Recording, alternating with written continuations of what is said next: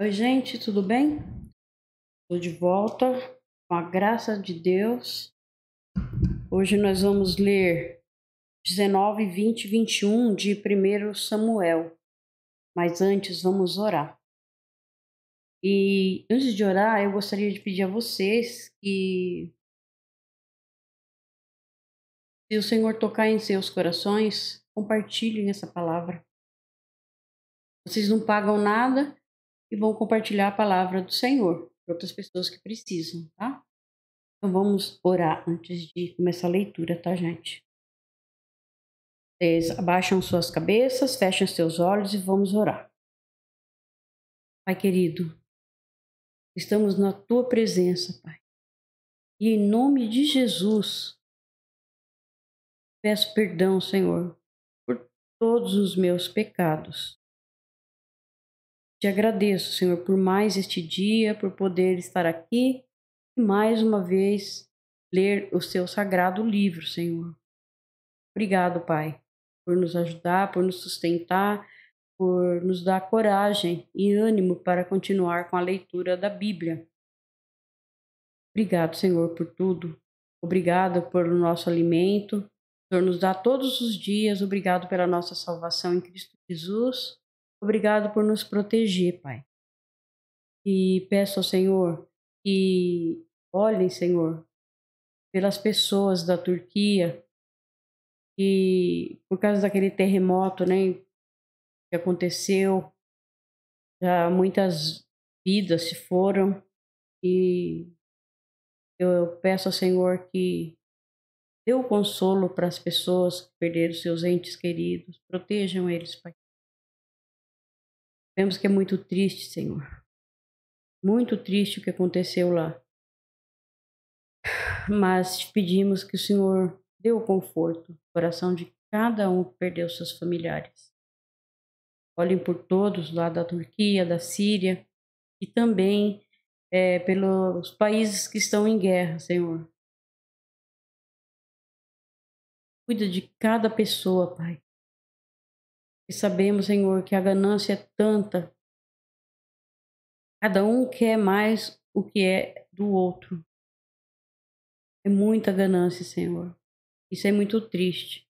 E pedimos, Senhor, que o Senhor olhe pelos inocentes, pelas pessoas inocentes e também por eles, esses que estão fazendo as guerras, porque o Senhor quebrantar os corações, Senhor. Quebranta os corações deles para que eles, sabe, sejam mais mansos, parem de querer o que é do outro, parem com as guerras, Senhor.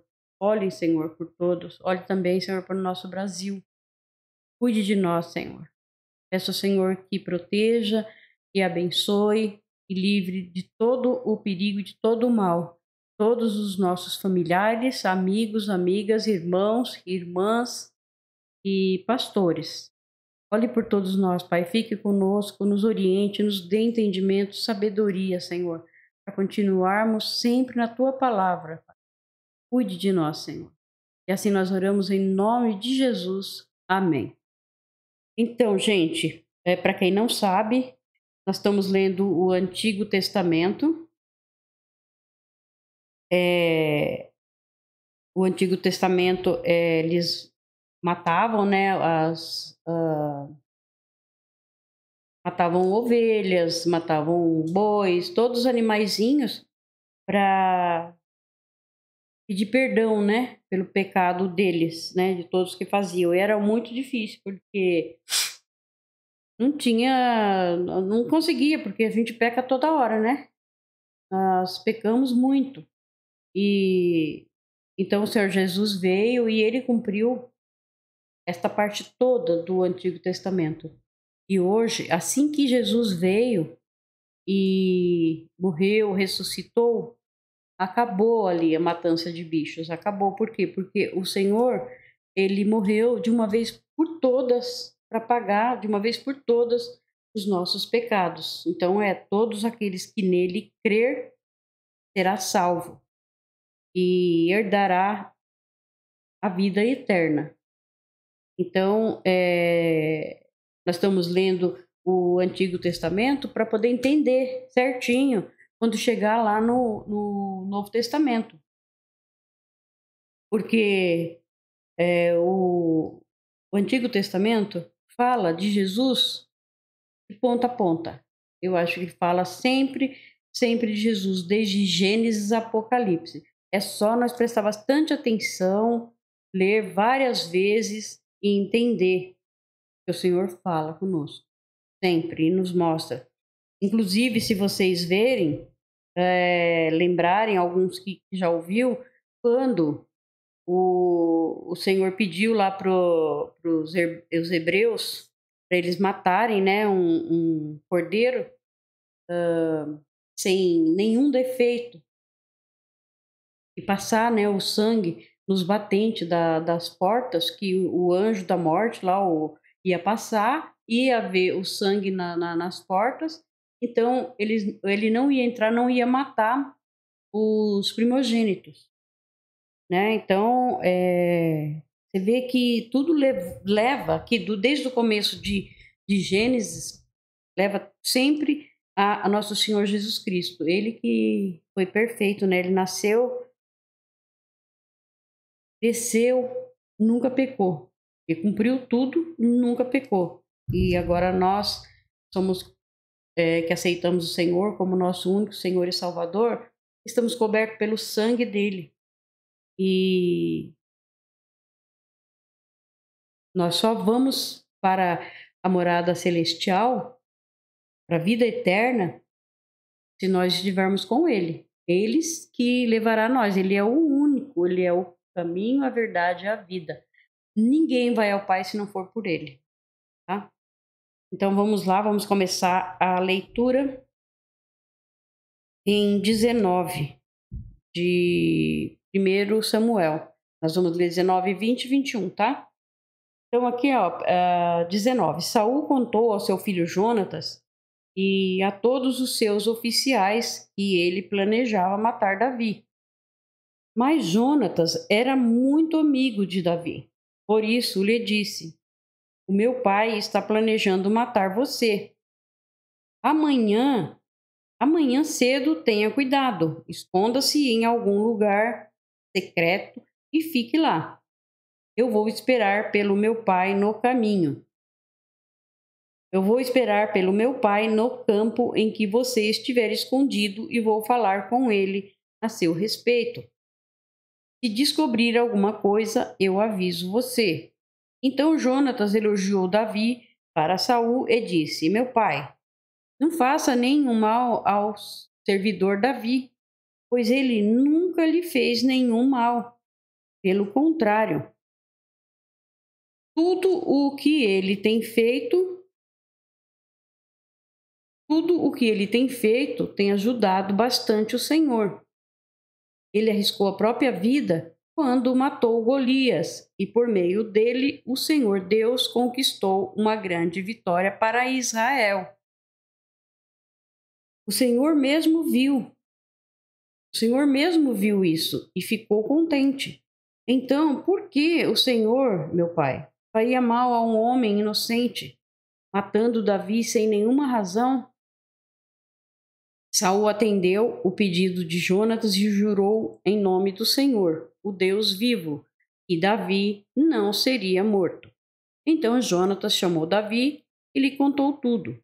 Aí o levou a Saul. E Davi continuou a servir o rei como antes. E novamente houve guerra contra os filisteus. Davi os atacou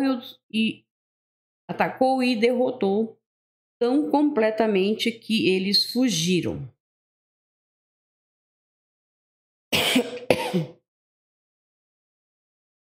Um dia, um espírito mau mandado pelo Senhor dominou Saul. Ele estava sentado em casa com a lança na mão e Davi estava ali tocando lira. Saul tentou espetar Davi na parede com a sua lança, mas ele se desviou e a lança ficou fincada na parede. Então Davi correu e escapou.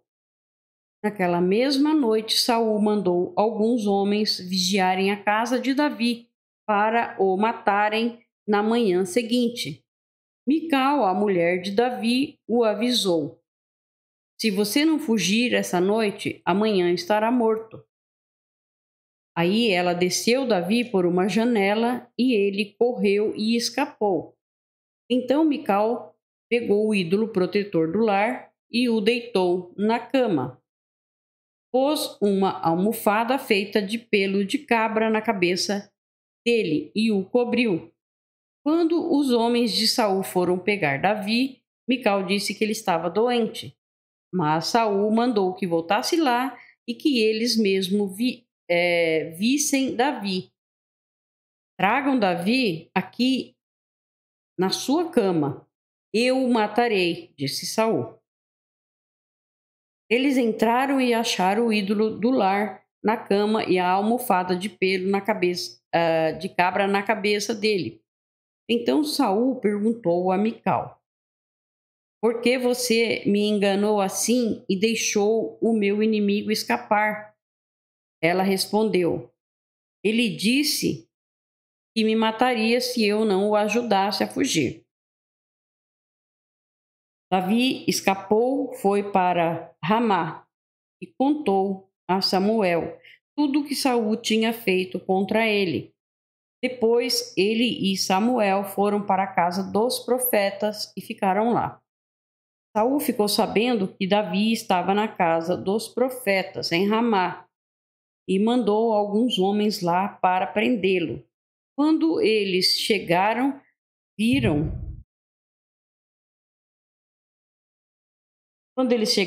um grupo de profetas profetizando, e Samuel era o líder. Então o Espírito de Deus dominou os homens de Saul e eles também começaram a profetizar. Quando Saul soube disso, mandou mais mensageiros e eles também começaram a profetizar.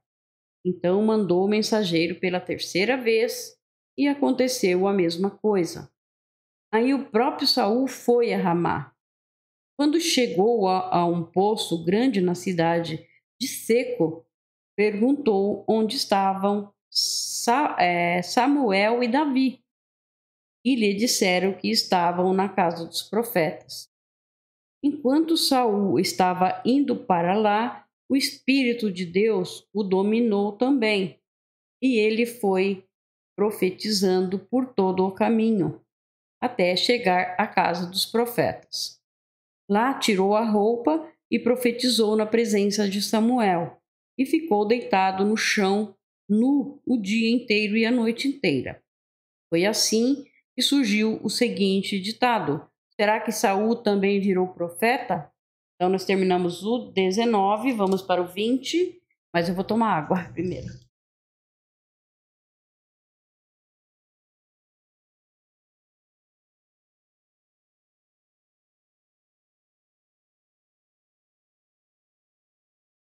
Então Davi fugiu da casa dos profetas em Ramá, foi até o lugar onde Jonatas estava e disse: o que foi que eu fiz? Qual foi o meu crime? Que mal fiz eu ao seu pai, para ele querer me matar? Jonatas respondeu: que Deus não permita que você morra. O meu pai me conta tudo o que faz, seja importante ou não. Ele não esconderia isso de mim. Isso não é bem assim. Mas Davi respondeu: seu pai sabe muito bem o quanto você gosta de mim. Por isso resolveu não deixar que você fique sabendo dos planos dele, para você não sofrer muito. Eu juro pela sua vida e pela vida de Deus, o Senhor, que estou bem perto da morte. O que você quer que eu faça? Perguntou Jonatas. Davi respondeu: amanhã é a festa da lua nova, e eu deveria ir sem falta ao jantar do rei. Mas se você deixar eu ir me esconder no campo até depois de amanhã à noite, se o seu pai notar que eu não estou à mesa, diga que eu pedi a você para me deixar ir com urgência a Belém, pois está na época de toda a família oferecer lá o sacrifício anual. Se ele disser, está bem, eu estarei salvo. Mas se ele ficar com raiva, então você ficará sabendo que ele está com más intenções. Peço que você me faça esse favor e cumpra assim a promessa sagrada que me fez. Porém, se eu sou culpado, mate-me você mesmo, porque deixar o seu pai fazer isso. Nem pense uma coisa dessas, respondeu Jonathan. Se eu soubesse que o meu pai estava mesmo resolvido a acabar com você, acha que eu não o avisaria? Então Davi perguntou: E se seu pai respondeu com raiva, quem vai me avisar? Jonatas respondeu: Venha comigo, vamos até o campo. Eles foram. Jonatas disse a Davi: Que o Senhor, o Deus de Israel, seja a nossa testemunha. Amanhã e depois de amanhã a esta hora. Eu vou fazer algumas perguntas a meu pai. Se a intenção dele para com você for boa, eu lhe mandarei dizer. Mas se ele se ele tiver a intenção de fazer alguma coisa contra você, que o Senhor Deus me mate se eu não enviar uma mensagem a você e não deixá-lo ir embora são e salvo. Que o Senhor esteja com você, assim como esteve com o meu pai. E agora, se eu continuar vivo, cumpra a sua promessa sagrada e seja fiel a mim. Mas se eu morrer, trate sempre a minha família com bondade. E quando o Senhor destruir completamente todos os nossos inimigos, que nós não quebremos a promessa que fizemos um ao outro. Se você a quebrar, Deus o castigará. Novamente, Jonatas fez um juramento de amizade a Davi, pois ele amava Davi como a si mesmo, e disse a Davi: Amanhã é festa de lua nova, e se você não estiver lá, a sua falta será notada. Depois de amanhã, a sua falta será notada ainda mais. Assim vá para o lugar onde você se escondeu da outra vez e fique atrás do monte de pedras que há ali. Então eu atirarei 3 flechas como se o monte de pedras fosse um alvo. Aí direi ao meu empregado para ir buscá-las. Se eu disser a ele: Olhe, as flechas estão para cá de você, pegue-as. Isso quer dizer que tudo está bem. Se você. Tudo está bem e você pode sair. Eu juro por Deus, o Senhor. E neste caso você não estará em perigo. Mas se disser a ele: As flechas estão mais para lá de você, então fuja, pois o Senhor estará mandando que você vá. Quanto à promessa que fizemos um ao outro, o Senhor Deus nos ajudará a cumpri-la para sempre. Então Davi se escondeu no campo, o rei Saul chegou para a festa da lua nova e sentou-se para comer no lugar de costume perto da parede. Abner sentou-se ao lado de Saul e Jonatas na sua frente. Mas o lugar de Davi ficou vazio. Naquele dia Saul não disse nada, porque pensou: deve ter acontecido alguma coisa com ele. E de certo ele passou pela cerimônia de purificação. No dia seguinte, o segundo dia da festa da lua nova, o lugar de Davi continuava desocupado. Aí Saul perguntou a Jonatas: Por que Davi não veio comer nem ontem, nem hoje? Jonatas respondeu: Ele me pediu licença para ir a Belém. Ele me disse: Deixe-me ir a Belém, porque a minha família está fazendo a festa do sacrifício, e o meu irmão mandou que eu também fosse. Se você é meu amigo, deixa que eu vá ver os meus parentes. E Jonatas continuou: É por isso que ele não está no seu lugar, à mesa. Então Saul ficou muito zangado com Jonatas e disse: Seu filho de uma mulher à toa.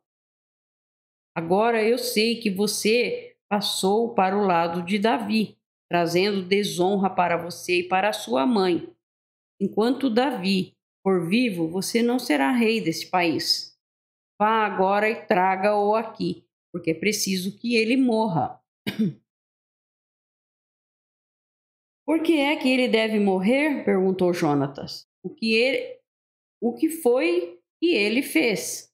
Então Saul atirou a sua lança contra Jonatas para matá-lo. Olha só, a raiva era tanta de Davi que queria matar até o próprio filho Jonatas, né? E assim Jonatas compreendeu que o seu pai estava mesmo resolvido a matar Davi.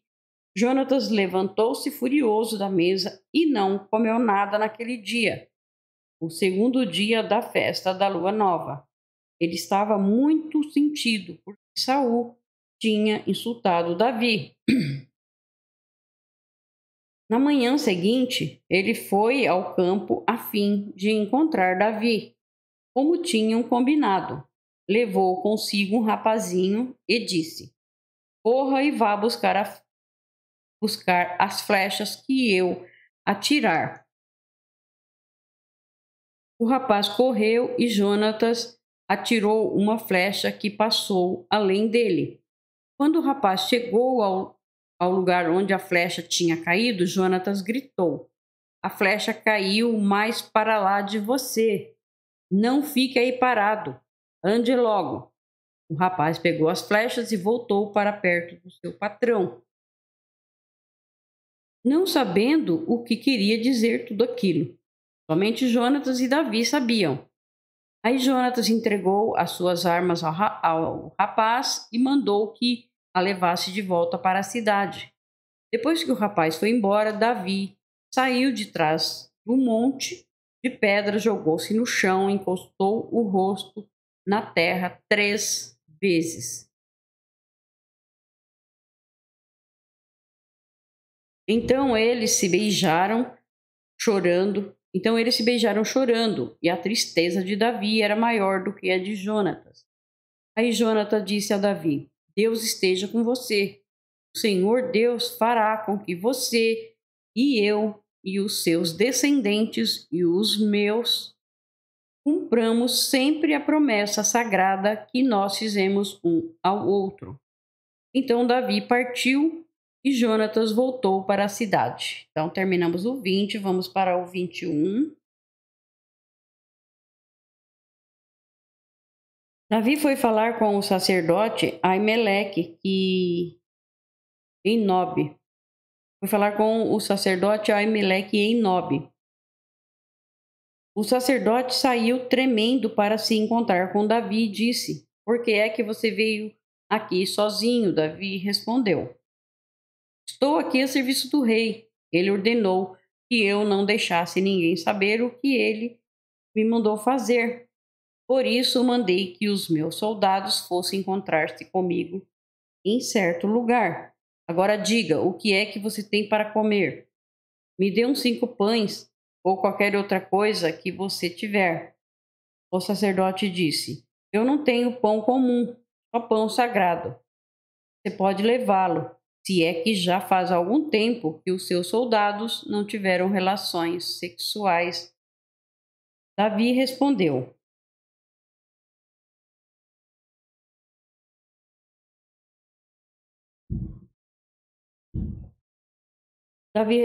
claro que não tiveram. Nós não estivemos com nenhuma mulher. Os meus homens sempre se mantêm puros quando saímos em missão comum, quanto mais agora que estamos em missão especial. Então o sacerdote deu a Davi os pães sagrados, e ele só tinha os pães que havia sido oferecidos a Deus, o Senhor. Esses pães tinham sido tirados da mesa sagrada e trocados por pães frescos. Acontece que Doeg, o edomita, que era chefe dos pastores de Saul, estava ali, naquele dia, porque tinha de cumprir um dever religioso. Davi disse a Aimeleque: Você tem uma espada ou uma lança para me dar? Eu não trouxe a minha espada nem outra arma. Por causa das ordens do rei, eu saí com muita pressa. Aimeleque respondeu: Tenho a espada de Golias, o filisteu, que você matou no Vale do Carvalho. Ela está atrás do manto sacerdotal, enrolada num pano. Leve-a se quiser. É a única arma que há aqui. Davi disse: Não existe espada melhor do que essa. Pode me dar. Então Davi saiu fugindo de Saul e foi procurar Aques, o governador da cidade de Gate.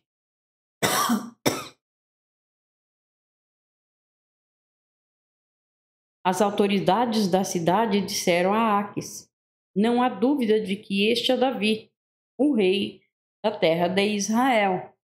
A respeito dele, as mulheres cantavam enquanto dançavam. Saul matou 1000, Davi matou 10.000.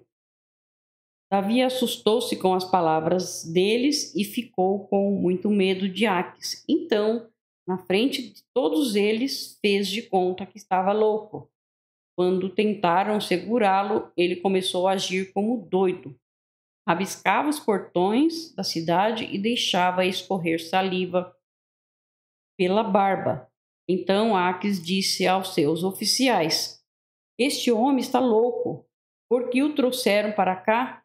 Será que já não tenho bastante loucos em volta de mim? Por que trazem outro doido para a minha própria casa, a fim de me aborrecer com suas loucuras? Terminamos então 21 também. Deus abençoe a cada um de vocês. Fique com o Senhor Jesus.